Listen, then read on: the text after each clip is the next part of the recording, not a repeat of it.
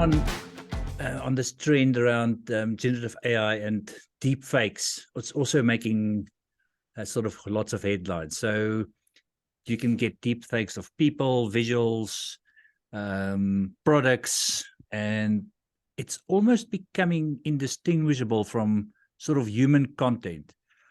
What do you think are the implications of sort of deep fake technology for trust and authenticity, sort of in the social media landscape and sort of brand integrity? Yeah, great question, and a scary question even to think about.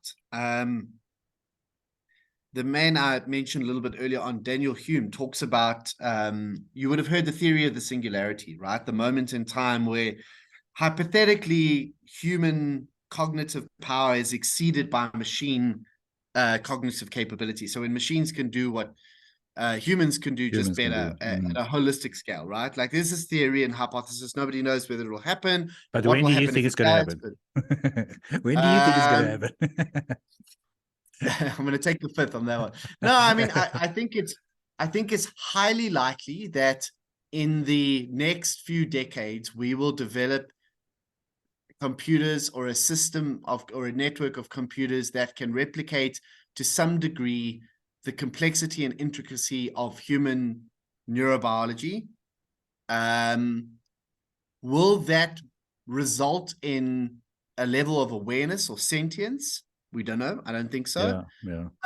But nobody really knows. So I'm not even going to attempt to speculate on that topic. But he talks about other singularities using the Pestel strategic and scenario planning model. And he talks about a political singularity where humanity no longer knows what is true, when we no longer know what is true. Yeah. Because everything could be fake, right?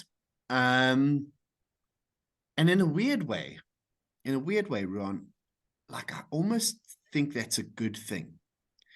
Because knowing what's true doesn't seem to be making humanity any better. There's so much information that you can access to assimilate around a certain type of belief, even the most outrageous belief, to justify it. That just because something's true doesn't necessarily mean that it's healthy, right? And so if I'm looking almost at every that confirmation bias that happens 100%. Anyway. If I'm looking at every video that I see on Twitter or X or whatever the hell it's called today, and I'm looking at it with a level of skepticism because it could be fake, maybe that's a good thing. Maybe that's what it should be, right? Maybe then I'm not looking at something through the lens of immediately expecting it to reinforce my cognitive bias. Maybe I'm looking at everything with a degree of skepticism, which is probably the way that more of us should be looking at content online, not just content that we don't agree with, all content. I think there's a gap in our sort of critical thinking capabilities. We've sort of lost that somewhere down the line, and if we're not going to ramp that up again, these deep fakes could be just propagating us going in the wrong direction and continuing to do that. And I guess that's why you get so many completely different views these days. People don't seem to sort of get to some agreement. It's sort of polarizing, and deep fakes could potentially sort of spur that on as well. Oh, definitely. It's not just that the content is polarizing. I don't even think it necessarily is. I think there's content across the spectrum. It's that there is so much information available if you want to find it that can reinforce your beliefs, regardless of what they are, right? If I desperately want to believe that the world is flat, I can find enough evidence to make a case for that evidence.